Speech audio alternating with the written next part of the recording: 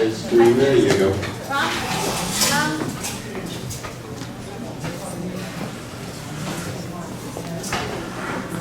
Well, we'll figure it out, I guess. The darker the better, so. Is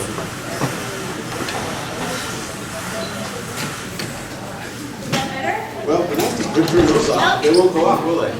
No, they won't. Who would be the building person? I'll start talking while we figure it out, and maybe you can ask the building person. All right. Thanks for having me back. I think the last time I spoke to you guys was right after my first book came out about 5 years ago. In the interim, by the way, my name is Jeff. I guess I was already introduced. Yes. I have a nursery down in Solana Beach called Solana Succulents. How many of you have been down to visit my nursery? Thank you. The rest of you, you should organize a field trip and do a little caravan down there, visit my nursery first, and then a couple other ones down there. So I have a nursery that specializes in succulents. That's pretty much all I sell. I've been doing it since 1992, so it's 28 years I've been doing this. The world has kind of caught up with me in the interim. People know what succulents are now. My first book was called Under the Spell of Succulents. It's about the whole succulent hobby. My second book was about aloes and agaves, which is one of the things I'm really into. The third book, which I'm talking about now, is soft succulents. That came out about 2 years ago. I've got one left. I basically, and out of that book, I held back the box of the soft succulent books because I knew I was talking to you guys. I have to reprint it at some point, so I've got one left here. That's it, other than a couple at my shop. And then the fourth book I just came out is Spiny Succulents, about cactus and spiny guys. So, we never did figure out those lights. I know a couple people tried. I know. How about, can we get the couple of the other shades now? There's no shade on that one for some reason. All right, you can see it? I'm spoiled. I like it dark, so it really looks good. So what this book is about, these are all the non-spiny, soft, easy to touch succulents. Every plant in this book, you can take a dive into and roll around, and other than getting wet, you wouldn't have any spines. You wouldn't bleed at all. Real quickly, what do you think the definition? Who has a definition of what a succulent plant is? All succulents are cactus. Well, okay, there is that. Yeah, that's one thing. Yeah, succulent plants are plants that store water in their leaves or their tissue or their stems. They hold water. They're water-retaining plants. If this is the world of succulent plants, this is the world of cactus within the bigger world of succulent plants. So all cactus are succulents, but not all succulents are cactus. One of my definitions for succulents is that if you step on it and it leaves a wet spot, it's probably a succulent. So this book, what I think I talk about now is the soft succulents. This is what's, I think most people, I kind of came into this through the cactus and succulent clubs. I was into the weird stuff, the crested things, the unusual plants. If I'm speaking to a cactus club, they're thinking of that kind of stuff. But most of the world, you mention succulent plants, you're thinking about this pretty stuff right here. That kind of stuff. Those are beautiful. Yeah, I mean, look at all that color. You don't even have anything flowering right now. So many of these plants have just natural color in them, and the oranges, the blacks, all kinds. The sun brings out the color. So one thing I want to drive home: these are outdoor, full sun plants. If they work indoors, if you're in a sunny window, like direct sun through the window on the plant. But if you move it away from the window, they'll stay alive, but they're going to lose their color. They're going to stretch. They're not going to get as happy. Here in Temecula, you have a little different environment than we have over on the coast. Some of the stuff is happier out here. The only issue is, late summer when you're up in the 90s and 100s, some of these little soft succulents, aeoniums, we'll see in a little bit, they suffer a little bit, but you can protect them a little bit. I just got back from the Bay Area. I was up and gave some talks up in Sacramento and Davis, and I saw this stuff growing up there, so if they can grow it, for sure you guys can. Any questions you have about anything as I go, raise your hand or speak up. And I talk a little bit about what's not in this book that's still soft. The top left, that's Agave attenuata. That's one of the soft-leafed agaves. Most agaves are spiny, so agaves are not included here. I already did a book about those. Most cactus are spiny, but not all of them are spiny. There's a non-spiny totem pole cactus in the middle. Most aloes look spiny, because most aloe spines are not very bad. You can rub your hand across most aloes, and they won't bite you. Bottom left is there's some Euphorbia family. They're not spiny. A lot of them are. And there's a whole host of soft succulents, but they kind of stand apart. All these plants in this book kind of blend together. They're all like dish garden plants that would be happy living together. Like that.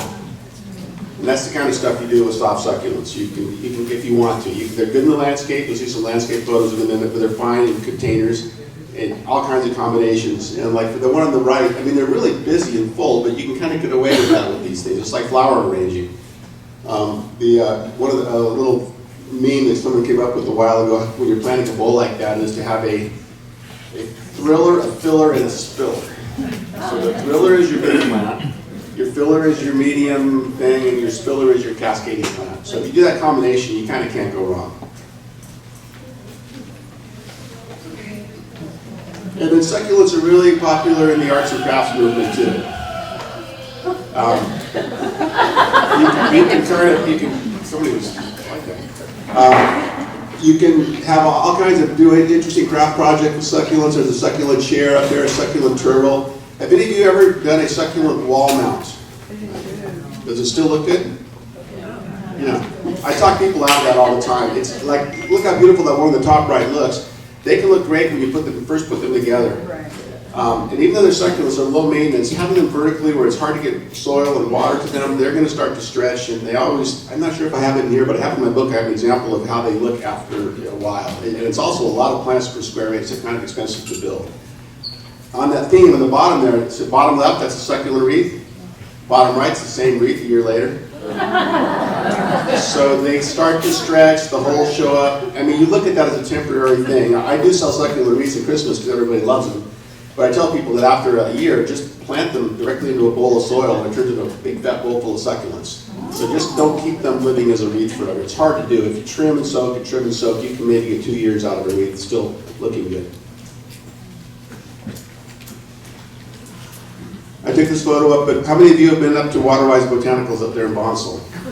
Yeah, that's a great place. I mean, it is, they're my friends, they're also my competitors, they're close to you guys. They got great stuff up there. So if you're down in the woods of Solana Beach, I hope you come visit me, but short of that, you've got a really good nursery right up the hill.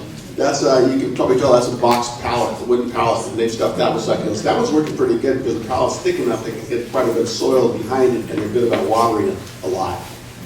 Let's talk about watering real quick. Succulents, as you know, are low water plants. You probably noticed they look better with water though. Most of them are from places that get summer rain. They're not really native other than Dudley, as you'll see in a little bit. So if you water succulents once a week, twice a week in the hot summer, they love it. They look better. So even though they are low water, they like it a little bit. There you go. There's a succulent mural that went bad. I forgot about that. So that's sort of the before or the after picture. I'm sure it looked good when they started. The lady at this house saw me taking that picture, and I left her in a hurry. I felt kind of bad taking that shot.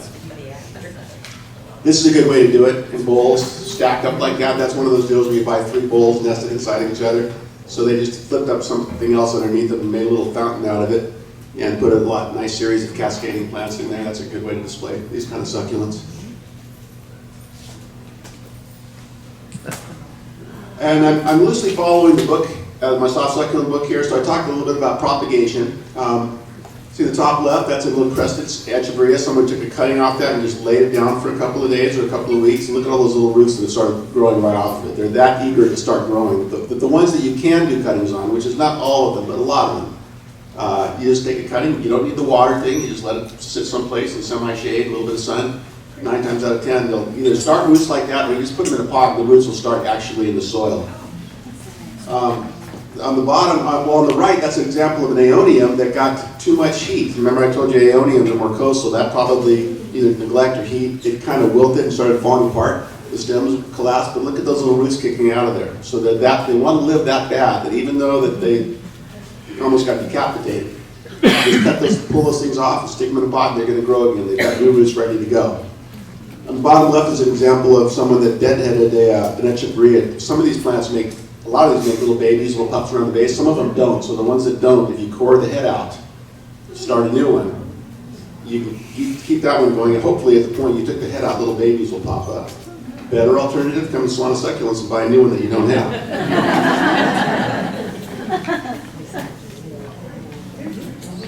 And that's aeonium, that's a Jack Kaplan hybrid. Susan, where are you? Yeah, I was kind of funny. I was talking to Susan in my shop a couple of years ago, and she mentioned her dad was into aeoniums, and I asked her dad's name, and it was Jack Kaplan. He was fairly famous for hybridizing these black aeoniums. It's hard to know which are his hybrids. The very, very black one's called Zwartkop, but he took aeonium Zwartkop and he did a bunch of crossings with other aeoniums, and they all have names like Voodoo and Cyclops, so there's been a lot of hybrids of these. Lacking a proper name, I'm guessing that that's aeonium and Jack Catlin hybrid right there. That particular plant at times is completely green during the growing season. In the spring, it gets this nice red color around the edges.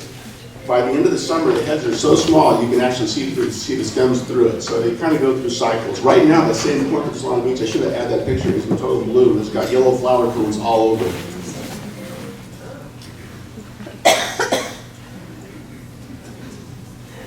I don't remember adding that photo. I think my thinking there was, I haven't given this talk in a long time. I've been doing my spiny book talk for the last couple of months. This is the first time I've done my soft succulent talk in a while.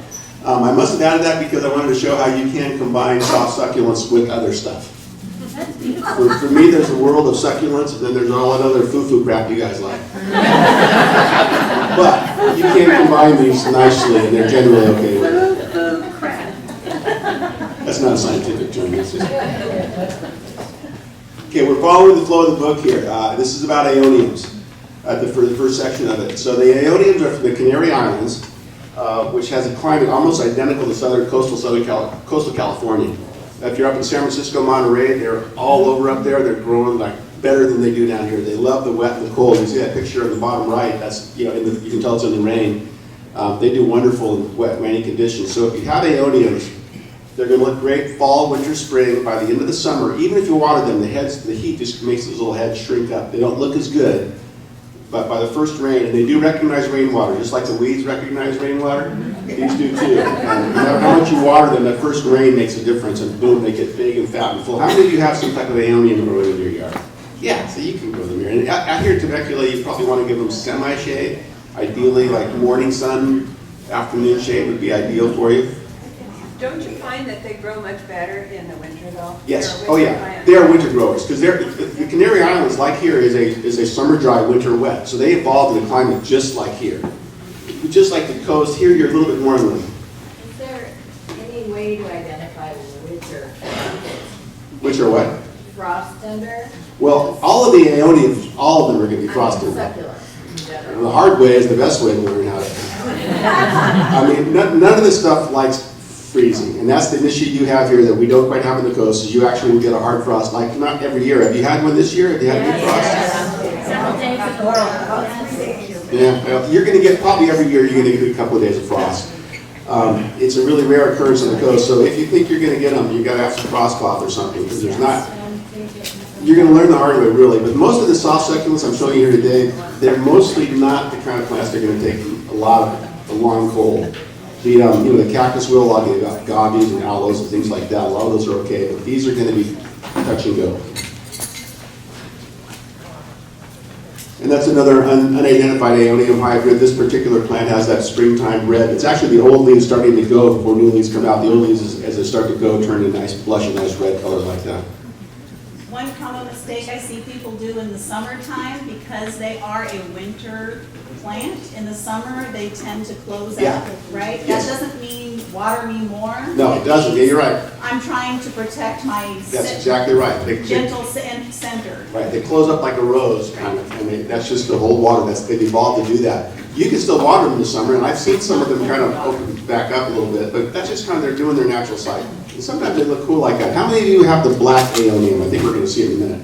Have you noticed those in particular after many years are like little tall stems with little black tops on them? Yes. That one does it a lot. Even though that same plant, maybe by the middle of wintertime, the heads are big again. But there's sort of a point of no return with those. When they're older plants, they're tall stems with little black tops on them. You can cut those off and try to restart those. They may regenerate again too. But that's one of the things with aeoniums. Some of them have a shelf life but still it's like 8 or 10 years. It's a while before they get to be too big at that point. My books are about plants here in California. Almost all my photos are pictures of the plants, us growing them, these plants from other places, how well they grow here. But I do like to open the individual species with habitat photos if I can. So that's a picture that a friend of mine took in the Canary Islands, which certainly could be here. I mean, look at the ocean behind it. So that is an aeonium in its natural habitat. here's an example right there. That's the same plant. That's in Balboa Park in the Kate Sessions, old Kate Sessions succulent garden by the Aerospace Museum. It never gets watered. There's nothing other than natural rain on that. So that plant on the top left, that was at the end of the summer. A bunch of dead leaves. See how skinny it looks? Same plant, after the winter rains, a few months later, there it is at the bottom. So that's the cycle that these plants go through. So don't think that they're necessarily dying when they look like that. You should, in cultivation with some water, they wouldn't get that bad as a one on the top.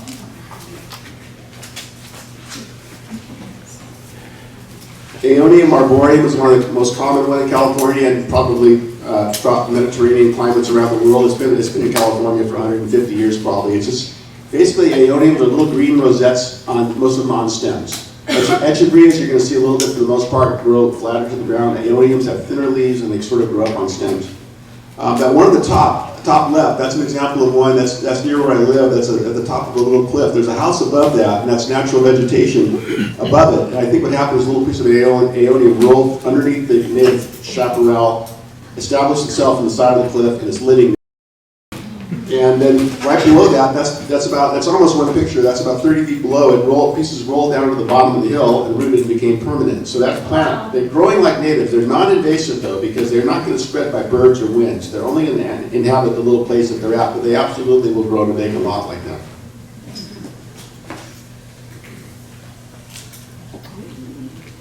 That's Aeonium astropurpurea, which is not the black one, but it's one. It's a species from the Canary Islands that has a propensity to get that dark fleshy color. It's unstable. Sometimes that exact same plant will turn green later.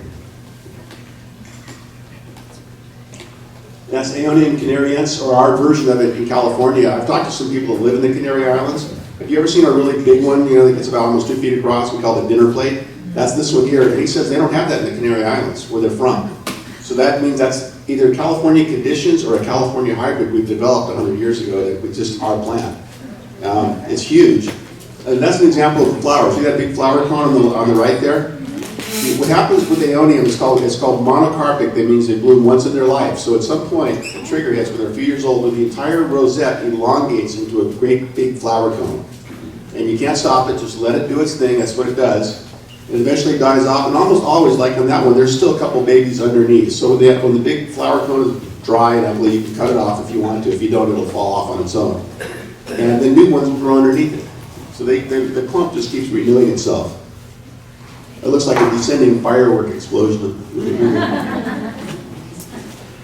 There's a rare one. This is the Aeonium chiarens. It's rare because it doesn't make offsets. It's just an individual single rosette. So when it does its bloom and die thing, there's no other rosettes to take over, so someone has to actually collect seed on this one to make new ones. And it does better up north. I've taken that one home a couple times, and I grew it down here, and it didn't do that well for me. There's an example of what we were talking about earlier. See what's closing up on the right there? That's the water retention in the summertime. Just a few other varieties. Undulatum has a really kind of nice undulating leaf. Ciliatum is the one on the right. And it's hard to identify these because they do make hybrids, whether intentional or not. There's a lot of aeonium hybrids. If you just get the species right, aeonium, you're doing pretty good. That's the black one. And so black you can't really even see it with the light we have in here. But on the right, that's the typical how aeoniums bloom. They get this big yellow flower cone. On the left, it's kind of unusual. There's plants that do what they're supposed to do, and then sometimes they just do what they want to do. So that one's got a nice little halo of yellow flowers, which is unusual. That occurs, that doesn't occur in nature. Apparently that's called a Holland clone. Back in the 40s, someone in a nursery in Holland found one of the green ones, or remember that Pratypurpureum, the green one, the little bit of dark, turned completely black, or dark burgundy, I consider it black. And they isolated it and propagated it, and so it's made its way around the world as Aeonium Zwartkopf or Schwarzkopf, which means black top. All from one little original discovery in a nursery. And these are the Catlin hybrids. There's one named Jack Catlin, and there's a bunch of other ones. And they're hard to identify. It's really hard to tell which, with the exception of one or two Cyclops, is easier to identify. Bottom middle is an example of cresting. That's that fan growth, the brain cactus kind of mutation. So aeoniums will crest sometimes. These are Catlin hybrids. I think they're Catlin hybrids at the Huntington Botanic Garden. How many of you have been to the Huntington Library of Gardens? Yeah, those of you that haven't, that's should be high on your list of places to visit up in Los Angeles. It's one of the prettiest things in Los Angeles. It's the world's biggest succulent garden, plus there's a Japanese garden and everything else up there too. It's a great destination. And this same batch here, at certain times of the year, will be almost completely black. Other times of the year will be almost completely green.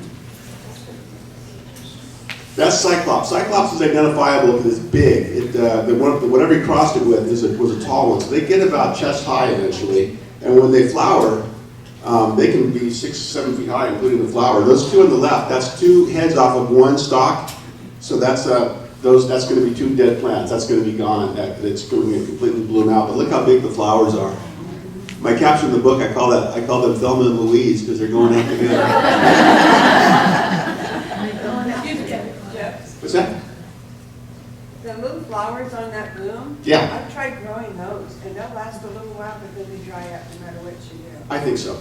You can't keep them I going. thought, gosh, look at all the Ionians I'm gonna have from that bloom. Well, flowers are actually little Aeonium rosettes coming up on the Right, flowers. yeah, but I didn't have any luck trying to propagate that. Well, generally, the flowers itself, there's not new Aeoniums. Well, I've seen little plantlets mixed in with the flowers, but Right. that's probably not the way they want to propagate themselves. This is Aeonium tabuliforme, the super flat one. It looks like roadkill. I've seen pictures of them. One on the bottom left is a hybrid of it. It's kind of a difficult grower. I've seen pictures of them in the Canary Islands, and they grow vertically on cliff faces. They look like green tortillas plastered on a red block cliff face. That's the natural habitat. How many of you have sunburst? Great thing. It looks like flowers. They look like big yellow flowers. It's a variegated form of Aeonium. In real hot conditions, they can get little black spots on their leaves. And a couple years ago on the coast, also we had a 95-degree heat wave, and about 2 weeks later, everybody's sunburst had little black spots on them. So that just told me that's environmental. It's not a thing that really exists in nature in that form, so they're a little bit sensitive to too much sun, but they're not that hard to grow. And they're gorgeous plants. I think I just took this photo yesterday. That's a highly variegated, really yellow one. So it's worth, again, here in Temecula, I would grow those with morning sun only, maybe. You said they were heat sensitive. Are they heat sensitive and sun sensitive? Could you have those, like sometimes we have over 100 degrees out, if they were in the shade? I think it's the sun more than the ambient heat. I think if you had them where they got a couple hours of morning sun on a 100-degree day and then it retreated to shade for the rest of the afternoon, I don't think the heat's going to make the black spots. I don't think. But you kind of have to experiment. It's a little bit fuzzy, but it's worth trying because I've got a couple of yellow crested ones down here I brought with me. This is the inverse form. The one I just showed you was Aeonium sunburst. This is Aeonium starburst. The difference is this has the yellow stripe in the middle and the green on the outside. So it's just a different version of variegation that you don't see quite as often. It's a beautiful plant.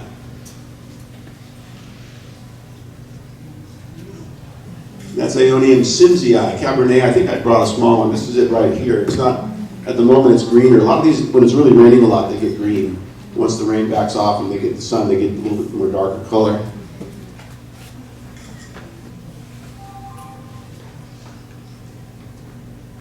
And these are just some of the many new ones that are coming around. Mardi Gras was developed at Altman's plants in Vista, as well as Emerald Ice. There are a couple of variegated forms, so there's new ones still popping up in the cultivation. Mardi Gras is kind of a difficult grower we found because it's been out for 8 or 10 years and there's just not a lot of them out there yet. But I was up in the Bay Area a couple of years ago. This is up in Piedmont near Oakland, and boy, they were growing great up there. So that's telling me it likes it a little bit cooler and wetter. So it just depends on where you're at and where the conditions are. That's Aeonium nobile. This one, when I first saw it, I didn't think it was an Aeonium. It has a really thick, scrappy, fleshy leaf like an Echeveria, but it is a rare, it's semi-rare Aeonium. Big, beautiful burgundy flowers when it blooms. Kiwi. I've got one in the box up there. So kiwi is a great little variegated. It's a nice gardening Aeonium. Do any of you recognize this? Do you have this in your yard? It's a good one. Just little tufts of it around. See if you mixed with lobelias there. You can kind of mix that in. It's just a nice little garden plant. These are all great in containers, but they're good. Most of them are good in the dirt too. Also, I wanted to show you that. See the red edge to them. They'll get that too. That little red edge is kind of a typical summer, not even summer, sunny condition stress red. That's nice. And again, I'm not going to, there's just a lot of varieties of aeonium. The velvet rose on top has a fuzzy, hairy quality to it. Sempervivums. How many of you are originally from the East Coast? You know there was a different plant there called the hens and chicks. It's the Sempervivums. Yeah, the Midwest. Yeah, the hens and chicks generally are Sempervivums, which actually are, believe it or not, the Russian plants. They're from Russia. They get snowed over from the alpine plants. And they've been called hens and chicks. We tend to call hens and chicks out here, Echeverrias. Anything that multiplies gets called hens and chicks. But these are the true hens and chicks.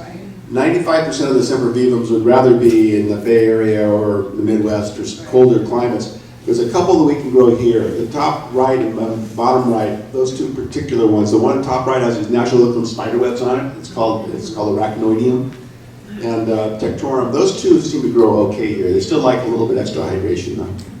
So they're related to aeonium. That's why I've included them at the end of that section. Now we're getting the Echeverrias.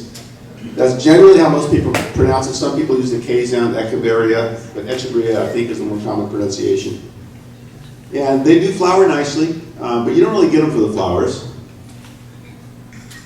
And there are myriad forms. In the book I kind of outline as many as I can, but even in the books I say I think it's this, but it might be this. It could be a hybrid. It is difficult to identify some of these. They cross. The one on the left is a cross of an Echeverria with a graptopetalum, which is a fat leaf that you're going to see in a little bit. And they crest also. So you see cresting on mutated fan growth in Echeverrias as well. The one on the top left is at the San Diego Cactus and Succulent Show. Have any of you been to the, I guess, San Diego Palomar Cactus and Succulent Cactus shows? You want to see some crazy plants. Yeah. Go to the San Diego clubs the first weekend of June every year at Balboa Park is when their annual Cactus and Succulent Show is. It's amazing. I mean, you see stuff, I'm in the business, you see stuff in the show part of that you'll never see anywhere. And then LA's got a couple of huge ones too. And really, if you want to see some botanical crazy stuff, go to one of these cactus shows. It's really not cactus, it's succulents, it's everything else. The top left, Echeverria imbricata, probably is the one we would call hens and chicks because it does multiply and form a nice mat. They're a little fussy. I've seen them look great. I've seen them kind of shrink and you can see the dead leaves around them. They go through cycles. The variegated one on the bottom right is really nice, but it's proven to be a very difficult grower. It's called Compton's Carousel. And there's a bunch of, I sold one here earlier today, somebody has one. There's a bunch of the frilly edged Echeverrias. Right there, you got it. There's so many now that I've kind of almost given up. Here you go. I've almost given up on knowing the names of them. There's a couple you can identify. I just call them the frilly hybrids. It's something that in nature there's a few varieties that get a little bit of the frilly edge, but in cultivation over the last 50 years, we've been crossing and back crossing to create all these crazy frilly ones. And also, that's a nice frilly one, isn't it? That thing's big. That thing's almost 2 feet across, too. A friend of mine is growing that. It just was a cultivar. It was a really nice one that he saw that was different from all the other seedlings. He pulled it aside. He's probably going to put a name on it. And the only way he's going to get more of that is to core that head out and hope he doesn't kill it and get more that way. So I've got my name on one if he ever is successful with that. So there's the frilly ones, and then if you see at the bottom right, there's the ones that have those corrunculations that look like plant leprosy. Yeah, the wart plants. That's another thing that happens. So the frilliness and the wardiness happen a little bit in nature, but not a lot. But in cultivation, we get those across and back cross to make them more extreme. There's a gentleman in Fallbrook, actually Duluth, named Dick Wright, and he's the premier hybridizer of Echeverrias. He's been doing it since the 60s, and he's still doing it. Yeah, and he's made a bunch of these. I think I'm going to come up. Yeah, those are his right there, and the one on the right is called Bubble Machine. And so those little, you almost feel sorry for them, but I think they're kind of cool. Most people think they're cool. Some people think they're hideous. It just depends on your point of view. What's that?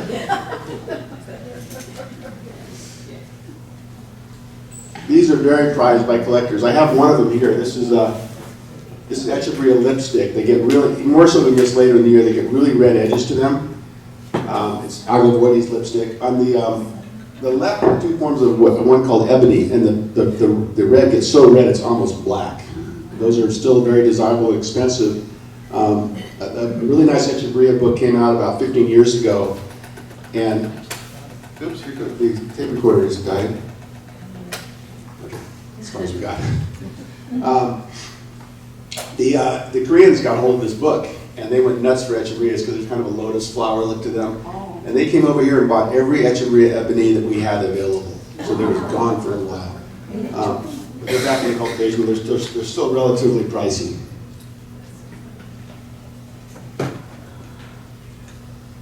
And there's lots of fuzzy ones too. There's a series of fuzzy, they've got names, Setosa, there's one named, I'm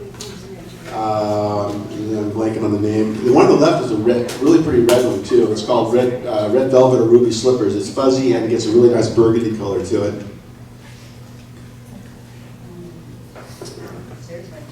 Yeah, I just brought a couple of Contes. I still have one here. Conte is the one on the top left. It's a really, really pretty, just pink. I don't know what color it is, that purple pink color. Subrigida, it has a nice red edge to it. That's an example of a crested one on the bottom. There's purple ones, and I group my plants according to how they look, not alphabetical. So I got my group, the fuzzy ones, the purple ones, the carunculated ones, because that's how someone, I kind of approach them the way a beginner would. I want to make these books, my target audience is someone that's just circling the rabbit hole of enthusiasm for succulents. So my job is to grab them by the ankles and pull them on in. But I try to make them good enough for people that are experts in the field not to give me too bad at the time if I got anything wrong. But I don't like to go alphabetical because that makes no sense. So I group the plants according. I did in my aloe book and my other books too, according to the field and how someone would group the plants knowing nothing about them. So these are the purple ones. Afterglow. Has anyone grown Afterglow? Nice, pretty purple pink. It looks delicate. It's really not that difficult to grow. We've had a pretty good time with that one. Pearl von Nuremberg in the top. I thought I brought one. I guess I didn't. Or did I? Yeah, this is a Pearl von Nuremberg right here. So this is a little thicker, smaller one, but it forms. It will cluster eventually, but it's slow to clump.